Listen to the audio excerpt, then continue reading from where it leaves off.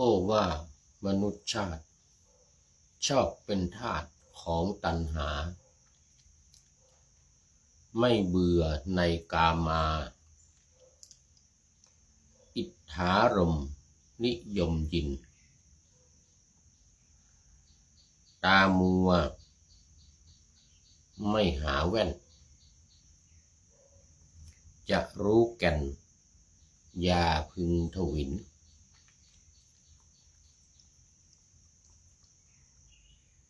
ถูกขังเป็นอาจินในเรือนจำไม่จำ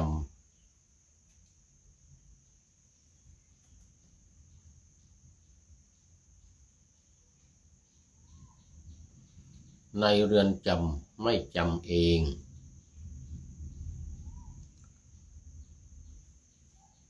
แล้วยังแค่นแสวงหานัตถิตา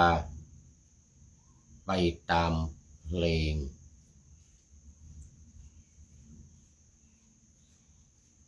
อิสระเสรีภาพ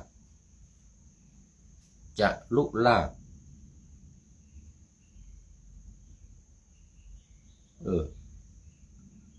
ส่งเสียงกันคลื่นเครง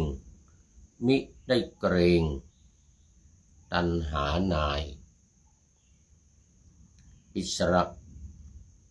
เสรีภาพจะลุลาภนั้นอย่าหมาย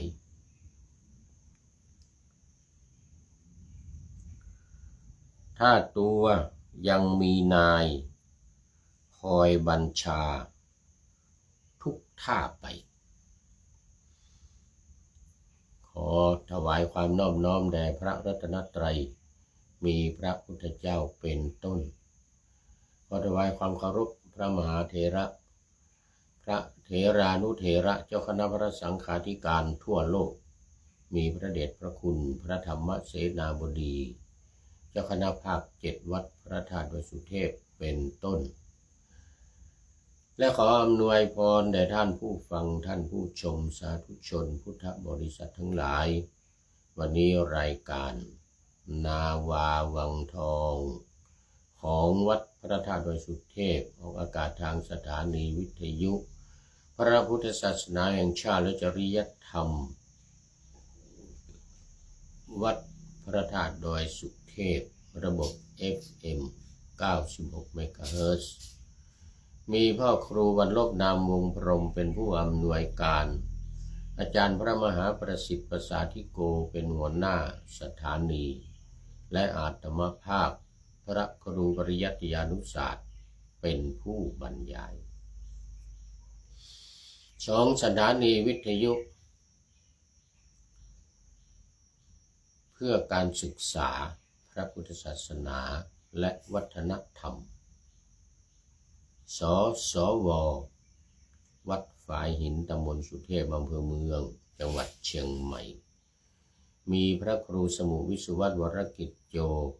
เป็นผู้อำนวยการนำออกอากาศ4 วัน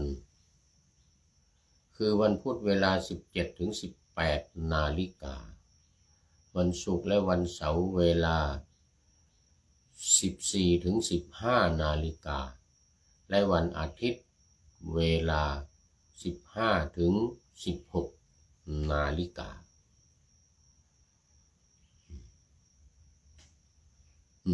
เมื่อกี้ของวัดพระธาตุดอยสุเทพลืมบอกเวลาไป วันศุกร์เสาร์อาทิตย์3 วันแต่5 เวลาคือ7:30 ถึง 8 นาฬิกานี่3 วันและ13-14 นาฬิกา2 วันคือวันศุกร์กับวันเสาร์ดังนั้น5 วันนี้ก็มี3 วันนี้ก็มี5 เวลาวันนี้ก็บันทึกเสียงล่วงหน้ามา1 วันรายการจะออกอากาศในวันพรุ่งนี้แต่ทางเฟซทางไลน์นี่ก็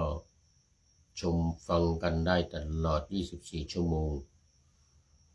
1 เดือนหลังจาก1 เดือนนี้ไปก็จะทางเฟซก็จะลบไปดังนั้นต้องรีบดูกันนะใน1 เดือนนี่นะมันพลาดวันนี้วันพรุ่งนี้ต้องรีบดูมะรืนนี้พรุ่งนี้ยังพลาดอีกก็มะรืนนี้ต้องรีบเปิดดูนะถ้าครบ1 เดือนก็ไม่ได้ดูแล้วไม่ได้ดูไม่ได้ฟังแล้ว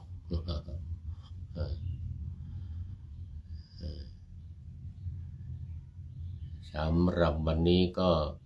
มีประชาสัมพันธ์เหมือนเดิมในช่วงเวลา2 เดือนครึ่งนี้มีการอบรมพระปาติโมกข์ที่วัดพระธาตุดอยสุเทพก็ขอเชิญชวนท่านทั้งหลายญาติโยมทั้งหลายมาร่วมกันเป็นเจ้าภาพวันละ 3,000 บาทอาหารการกินน้ำปานะอีก 1,000 รวมเป็น 4,000 หรือจะบริจาคตามกำลังศรัทธาตามเจตนาก็ไม่ว่ากัน100 200 300 500 1,000ก็ตามอัธยาศัย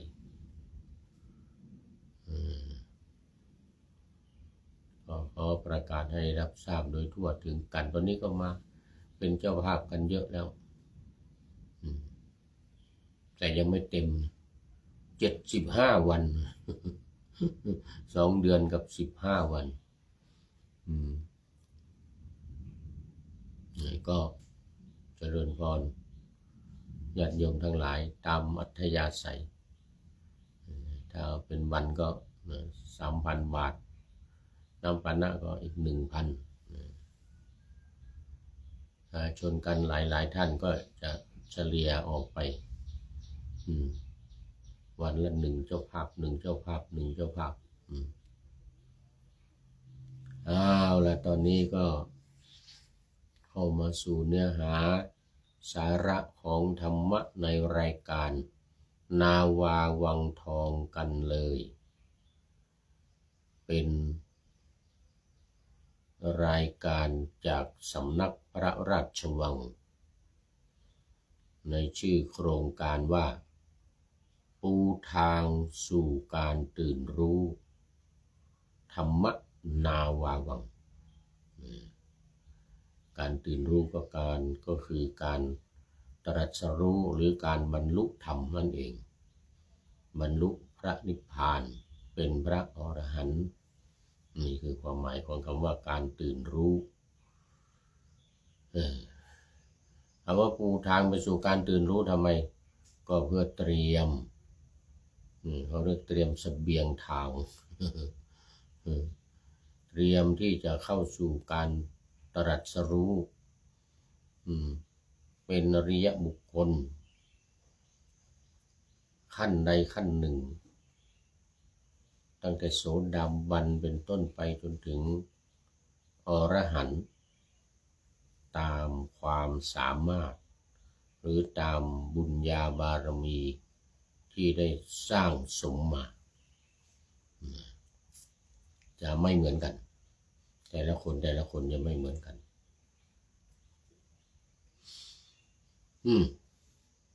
ตอนนี้ก็ขอต้อนรับคุณโยมกาญจนาริญญาโยมช้างนี่ไม่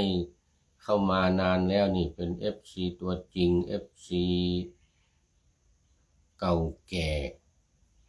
นานเนกาเลมาแล้วหลาย10 ปีหลาย10 ปีฝากความคิดถึงแม่ชีอาจารย์แม่ชีอาจารย์วชิรยานีแป้นน้อยเจ้าของสำนักวิปัสสนาสัญญโตสาขาของวัดร่ำเปิงอำเภอเมืองเชียงใหม่ตั้งอยู่ที่อำเภอดอยสะเก็ดหมู่บ้านสันทราย ใกล้ๆกับวัดถาวรรังสีบ้านม่วงโตนนะอยู่ระหว่างทางโอ้สาธุสาธุไม่ได้เข้ามานานแล้วมา สู่เนื้อหาสาระของธรรมะในวันนี้ยังอยู่ในวิมานมหารัฐวิมานเหมือนเดิมตอนนี้เป็นอรรถกถาว่า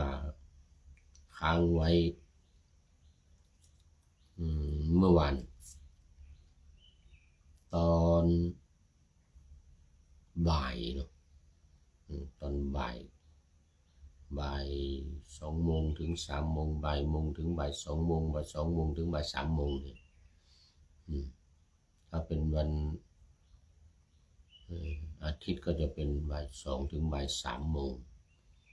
อาทิตย์นี้บ่าย3 โมงถึงบ่าย4 โมงที่วัดฝายหินนี่แต่นี่ต่อมาจากเมื่อวานบ่าย2 โมงถึงบ่าย3 โมง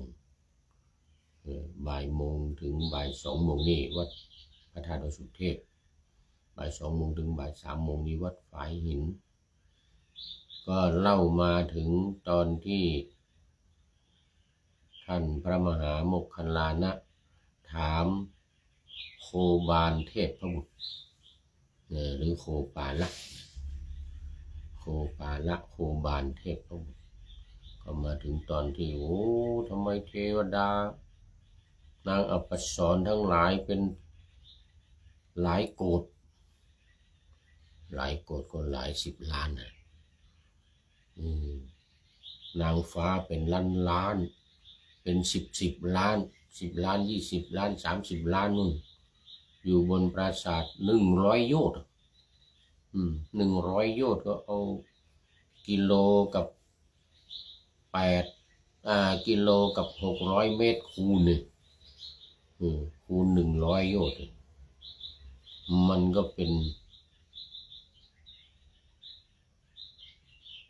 100,000 เหรอ60,000หรือ16,000 ตารางกิโลเมตรความกว้างของรถที่มีม้า 1,000 ตัวเทียมม้า 1,000 ตัวม้าอาชันในด้วยนะ1,000 ตัวแต่เป็นม้าทิพย์อยู่บนสวรรค์ชั้นดาวดึงส์ม้าทิพย์สีเหมือนทองคำลากรถมหาใหญ่เนี่ยมหารัฐะเนี่ยรถใหญ่เนี่ยกว้าง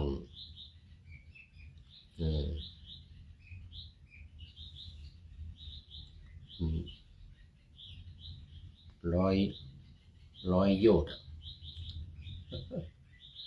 1,600 ตารางกิโลเมตร1,600 ตารางกิโลเมตรโอ้ใหญ่ขนาดไหนเนี่ยดูนางอัปสรนางฟ้าไอ้ที่ฟ้อนรำเนี่ยหลายโกฏเนี่ยเป็น3-4 โกฏ5 โกฏนู่นเนี่ยโกฏหนึ่งก็10 ล้านเนี่ยโอ้40 ล้าน50 ล้านฟ้อนรำเสียงสนอเพราะพริ้งท่านทำบุญด้วยอะไรวะเนี่ยท่านทำบุญอะไรแล้วก็ยังมีคำถามต่ออีกนี่เรามาดูคำถามต่ออีกนี่นะโอ้มหาศาลจริงๆ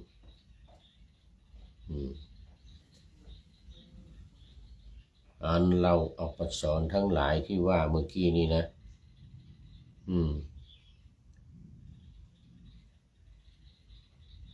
ยืนประนมมือเด่นอยู่บนรถเธอเหล่านั้นสวมทองต้นแขนแต่งองค์ดีเอวส่วนกลางนี่งาม มีขาและถันสมบูรณ์นิ้วมือกลมหน้าสวยน่าชมสวยจนน่าชมน่าพิสดูไม่เบื่อหน่ายดูแล้วยิ่งสวยยิ่งดูยิ่งสวยนี่เรื่องของเรื่องมันเนี่ยเราอัปสรเนี่ยนะล้อมด้วยข่ายแก้วไพฑูรย์มีผิวละเอียดนะอันคนทันและเทวดาผู้เลิศบูชาทุกเมื่อทีเดียวอัปสรเหล่านั้นนุ่งห่มผ้าแดงผ้าเหลืองน่ายินดีมีเนตรไพศาลตานี่นะโอ้ตาใหญ่ตาใหญ่มีดวงตาอ่อนน่ารักยิ่งเป็นผู้ดีมีสกุลมีองค์งามสวนเสียงใสคือหัวเราะเนี่ยนะยิ้มแย้มแจ่มใสหัวเราะเสียงใสโอ้อัปสรทั้งหลายยืนประนมมือเด่นอยู่บนรถเธอเหล่านั้นเนี่ยมีทรงผมงามเป็นสาวรุ่นมีผมสอดแซมด้วยแก้วทับทิมและดอกไม้จัดลอนผมเรียบร้อยมีประกายอัปสรเหล่านั้นมีกิริยาเรียบร้อยมีใจยินดีต่อท่านว่างั้นนะนี่มาถึงตอนนี้เมื่อวานนี่นะเนี่ยมาถึงตอนนี้คราวนี้เราจะมาต่ออัปสรพวกอื่นๆคือนางฟ้านะที่ยืนประนมมือเด่นอยู่บนรถนี่นะมีกิริยาเรียบร้อยมีใจยินดีสวมพวงมาลัยคลุมด้วยดอกปทุมและดอกอุบลตกแต่งรูปไล้ด้วยแก่นจันทร์อัปสรเหล่านั้นมีกิริยาเรียบร้อยมีใจยินดีต่อท่านเราอัปสรที่ยืนประนมมือเด่นอยู่บนรถของนั่นเนี่ยส่องแสงสว่างแล้วก็ชื่อของผู้พูดนี่ สว่างสวัยเป็นประจำไปทั่วทิศเลยนะด้วยเครื่องประดับที่คอที่มือที่เท้าและที่ศีรษะเหมือนดวงอาทิตย์ในสรัทการกำลังอุทัยขึ้นดอกไม้และเครื่องประดับที่แขนทั้งสองเนี่ยไหวพริ้วเพราะแรงลมก็เปล่งแสงกังวานไพเราะเพราะจับใจอันวินยูชนทุกคนพึงฟังใครไม่ฟังนี่ไม่มีเนี่ยไม่มีทุกคนได้ยินแล้วต้องฟังต้องเงี่ยหูฟังอย่างเงี้ย ดูก่อนท่านจอมเทพนะรถช้างม้าและดนตรีทั้งหลายที่อยู่สองข้างพื้นที่อุทยานส่งเสียงดังให้ท่านเป็นบันเทิงใจดุจพิณทั้งหลายมีรางและคันถือที่ปรับไว้เรียบร้อยอันนักดีดพิณบรรเลงอยู่ย่อมทำชนผู้ฟังให้บันเทิงฉะนั้นเมื่อพิณอันมากเหล่านี้มีเสียงไพเราะเจริญใจอันอัปสรทั้งหลายบรรเลงอยู่สนิทสนมกลมกลืนซาบซึ้งตรึงใจเหล่าเทพกัญญาผู้ชำนาญศิลปะพากันฟ้อนรำขับร้องอยู่ในดอกปทุมทั้งหลายเมื่อใดการขับร้องการประโคมการฟ้อนรำเหล่านี้ผสมผสานเป็นอันเดียวกันเมื่อนั้นอัปสรพวกอื่นก็ฟ้อนรำอยู่ในรถของท่านอยู่ในรถของท่านอีกพวกหนึ่งซึ่งเป็นเทพกัญญาชั้นสูงก็ส่องรัศมีอยู่สองข้างในรถของท่านนั้น ท่านอันหมู่ดนตรีลุกให้ปลุกให้ตื่นบันเทิงใจอันทวยเทพทั้งหลายบูชาอยู่ดุจเท้าสกกะผู้ทรงวชิราวุธเมื่อพินเป็นอันมากเหล่านี้มีเสียงไพเราะเจริญใจซาบซึ้งตรึงใจอันนางอัปปสรบรรเลงอยู่โอ้อะไรจะป่านนั้นเมื่อก่อนท่านทำกรรมอะไรไว้ด้วยตนเองครั้งเกิดเป็นมนุษย์ในชาติก่อนท่านได้รักษาอุโบสถหรือได้ชอบใจการประพฤติธรรมและการสมาทานวัดอะไรอย่างนั้นนี้คงไม่ใช่ผลของกรรมเล็กน้อยที่ท่านทำไว้หรือฤทธานุภาพอันไพบูลย์ของท่านนี้คงไม่ใช่วิบากของอุโบสถที่ท่านประพฤติดีแล้วในชาติก่อนๆซึ่งเป็นเหตุให้ท่านรุ่งโรจน์คมหมู่เทพเป็นหนักหนาเลยนะ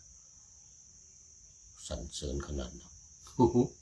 สรรเสริญขนาดนั้นนี้คงเป็นผลแห่งทานศีลหรืออัญชลีกรรมของท่านถูกอาตมาภาพถามแล้วโปรดบอกกรรมนั้นแก่อาตมาเถิดเหมือนกันนะบรรดาบทเหล่านั้นบทว่าสหัสยุตตังแปลว่าเทียมด้วยม้าหลายพันไม่ใช่พันแล้วทีนี้หลายพันแล้วหลายพันอีกอย่างหนึ่งชื่อว่าสหัสยุตตะเพราะรถมีม้า1,000เทียมคือประกอบไว้ถามว่าจำนวน1,000นั้นของอะไรใครก็ย่อมจะรู้เนื้อความกันอย่างนี้ทั้งนั้นว่าของม้าทั้งหลายเพราะท่านจะกล่าวต่อมาว่าหยะวาหนังชื่อว่าวาหยะวาหนะเพราะรถนั้นมีม้าเป็นพาหนะเครื่องนำไปแต่อาจารย์บางพวกพรรณนาเป็นบทสมาธิบทเดียวกันลบนิคหิตเสียว่าสหัสยุตตะหยะวานังวาหนังเนื้อความในฝ่ายนี้ว่าพาหนะเหมือนพาหนะม้าดังนี้ก็ถูกเนื้อความจริงๆว่าเทียมด้วยพาหนะม้า1,000คือมีพาหนะม้า1,000อันเทียมแล้วแต่อาจารย์อีกพวกหนึ่งกล่าวว่าบทว่าสหัสยุตตังแปลว่า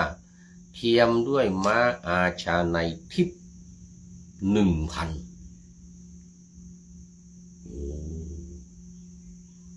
ยมช้างอะไรจะป่านนั้นบทว่าสันท่านนังได้แก่รถสันท่านนังนี่แปลว่ารถเนี่ยเหมือนกับเนกกจิตตังแปลว่างามไม่ใช่น้อยคือมีความงามหลายอย่างบทว่าวิยานะภูมิงอภิโตได้แก่ในที่ใกล้พื้นที่อุทยานบทว่าวิยานะภูมิงนี้เป็นทุติยาวิภัตติลงในอัตถ์แห่งฉัตรถีวิภัตติเพราะเพ่งบทอภิโตแต่พระอาจารย์บางพวกกล่าวว่าวิยานะภูมยาก็มีท่านเหล่านั้นกล่าวโดยไม่ใคร่ครวญถึงนัยยะแห่งศัพท์บทว่าอนุกรรมังได้แก่ไปอยู่เชื่อมความว่าท่านรุ่งโรจน์ด้วยท้าววาสวะผู้ให้ทานในกรผู้เป็นเจ้าแห่งเทวดาบทว่าโสวันนะเมยาแปลว่าล้วนแล้วด้วยทองมันทองคำทั้งนั้นเลยละยิบระยับตระการตาไปหมดเตแปลว่าของท่านละทะกุภราอุโภได้แก่ภัยที2ข้างของรถรั้วใดที่ทำไว้โดยอาการของภัยทีที่ สองข้างรถเพื่อความงามของรถและเพื่อคุ้มกันรถที่อยู่บนรถคือส่วนพิเศษที่ทำให้สำหรับมือยึดคือที่จับนี่นะตลอดงอนรถทั้งสองข้างตอนหน้าของรถนั้นเนี่ยมีรั้วนั้นนะกั้นอยู่ท่านประสงค์เอาว่ากุภระในที่นี้เพราะเหตุนี้เองท่านจึงกล่าวว่ากุโภแต่ในที่อื่นงอนรถท่านเรียกว่ากุภระประดับประดาด้วยรถอันอลังการโอ้นี่ยาวนะนี่ความจริงพวกอาจารย์ศิลปะชื่อว่ามีความเพียรในนรทั้งหลายเพราะไม่คิดถึงความลำบากกายของตนจัดศิลปะด้วยดีด้วยกำลังความเพียรเพราะฉะนั้นท่านจึงกล่าวว่านรวีระในที่นี้โอ้อีกอย่างหนึ่งปาถาว่านรวีรมิติตาความว่าเหมือนที่คนผู้สมบูรณ์ด้วยปัญญาในนรทั้งหลายนรนี่คือชนนะเนรมิตไว้รถของท่านนี้รุ่งโรจน์เพราะมีงอนรถอย่างนี้รุ่งโรจน์เหมือนอะไรเหมือนพระจันทร์วันเพ็ญเมื่อกี้นี้มีFG เข้ามาคนหนึ่งชื่อจันเปงจันเปงก็คือพระจันทร์วันเพ็ญนี่แหละคือราวกับพระจันทร์ในวันขึ้น15 ค่ำเวลามันเต็มดวงพระจันทร์เต็มดวงวันขึ้น15 ค่ำป่านนั้นเลยทีเดียวบทว่าสุวรรณชาลาวัตตะโตได้แก่คลุมคือปกปิดด้วยข่ายทองปาถาวสุวรรณชาลาวิโตดังนี้ก็มีแปลว่าเปล่งปลั่งเปล่งปลั่งอลังการเลยพหูหิได้แก่ไม่น้อยก็คือมากนั่นเองไม่น้อยก็คือมากนานารัตเนหิได้แก่รัตนะหลายอย่างมีปัทมะราคะพลอยสีแดงและบุษราคำพลอยสีเหลืองเป็นต้นโอ้โหอะไรอยู่ป่านนั้น อีกอย่างหนึ่งบทว่าสุนันทีโคโสได้แก่มีเสียงอึงคนึงหน้าเพลิดเพลินอย่างดีความว่ามีความกังวานไพเราะน่าฟังอีกอย่างหนึ่งบทว่าสุนันทิโคโสได้แก่มีอึงหน้าเพลิดเพลินที่ทำให้ทำไว้อย่างดีอธิบายว่าอึงหน้าบันเทิงที่ทำด้วยอำนาจเสียงสาธุการสาธุพร้อมขึ้น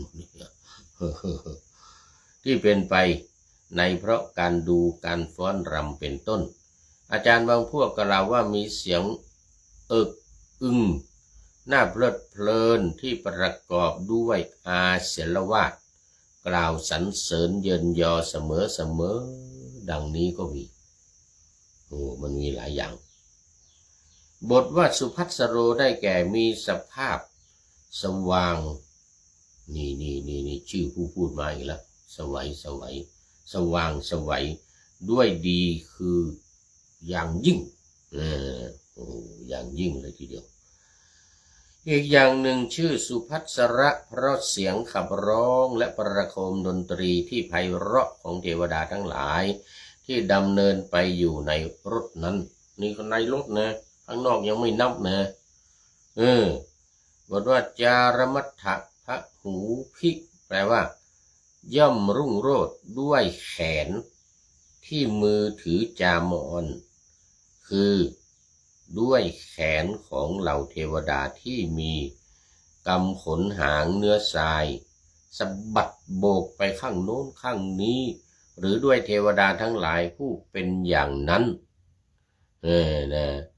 บทว่านาโพยะได้แก่ดุมล้อรถดุมดุมอยู่ที่ตรงกลางนะนามนัสสินิมิตาความว่าเหมือนเนรมิตด้วยใจว่าของสิ่งเหล่านี้จงเป็นเช่นนี้ใจนึกใจนึกก็มันเป็นไปตามความนึกนั่นเรียกว่าเนรมิตด้วยใจบทว่ามณภาสินิมิตาเหมือนเนรมิตแล้วด้วยสิ่งเหล่านั้นบทว่าระทัสสะปาทันตรมัชฌภูมิตาความว่าประดับด้วยปลายของเท้ารถคือล้อรถเนี่ยและด้วยท่ามกลางของซี่ล้อทั้งหลายที่รุ่งโรจน์ด้วยรัตนะ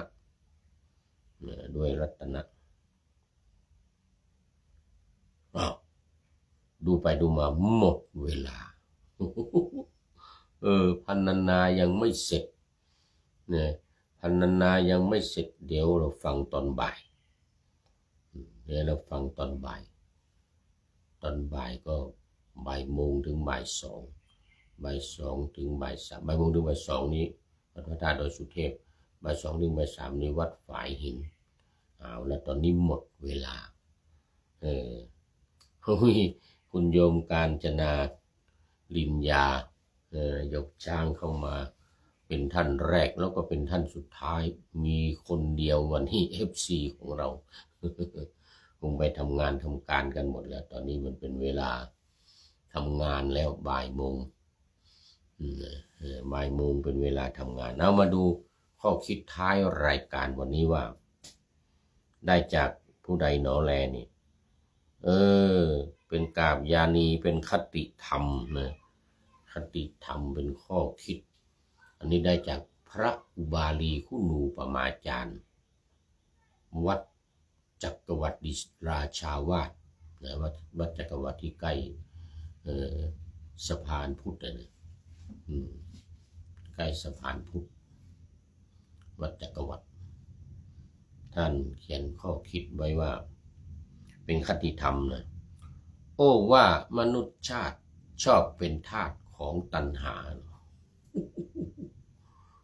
เป็นทาสของตัณหาคือความอยากกามตัณหาภวตัณหาและวิภวตัณหานี่นะไม่เบื่อในกามาอิทธารมนิยมยินกามาก็กามคุณทั้งหลายรูปเสียงกลิ่นรสโผฏฐัพพะฟังการถามเนื้อความเรื่องการทำบุญเมื่อกี้นี่ก็ถือว่าอยู่ในชั้นกามาวจรคือมีกามเป็นหลักมีรูปมีเสียงมีกลิ่นมีรสมีสัมผัสทั้ง5อย่างนี้ก็เรียกว่าไม่เบื่อในกามาอิทธารมนิยมยินอิทธารมก็อารมณ์ที่น่าปรารถนาทางตาทางหูทางจมูกทางลิ้นทางกายและทางใจนิยมยินฟังชอบฟังกันอิทธารมนิยมยินตามัวไม่หาแว่นจะรู้แก่นอย่าพึงทวินถูกขังเป็นอาจินในเรือนจำไม่จำเองถูกขังแล้วยังแค่นแสวงหานัตติตาไปตามเพลงส่งเสียงอันคลื่นเครงมิได้เกรงตัณหาไหนอิสระเสรีภาพจะลุกลาบนั้นอย่าหมายคืออิสระเสรีภาพเนี่ยจะหาลาบสักการะไม่มีถ้าตัวยังมีนายคอยบัญชาทุกท่าไปไม่มีอิสระเสรีภาพชอบเป็นทาสของตัณหาคอยคุ้มครองอยู่คอยบังคับขู่เข็นให้เป็นไปตามค ความปรารถนาของตัณหานั้นเอาแล้ววันนี้หมดเวลาขอนำนาวาวังทองไปก่อนแล้วจะย้อนมาใหม่ในวันหน้าคือวันพุธศุกร์เสาร์อาทิตย์ตามตารางเวลาที่วางอยู่ข้างในเป็นธรรมะจากพระราชวังเป็นนาวาโด่งดังสว่างไสวเป็นทองคำล้ำค่ากว่าสิ่งใดชุบชีวิตจิตใจให้ใสงามขอเชิญท่านทั้งหลายนำไปท่องตามคุณของพระรัตนสามพุทโธเมนาโถธัมโมตามสังโฆเมนาโถยามภาวนาว่าบ่อยๆซ้ำๆจำในจิตจนมันติดในใจไม่หายหน้านอนนั่งยืนเดินจำทุกเวลาตั้งแต่ตื่นขึ้นมาถึงหลับไปขอทุกท่านได้ผลจากปฏิบัติได้กำจัดความทุกข์พบสุขใสพลันปลอดโปร่งโล่งสบายทั้งกายใจอยู่ที่ใดใจสงบพบนิพพานขอเจริญพร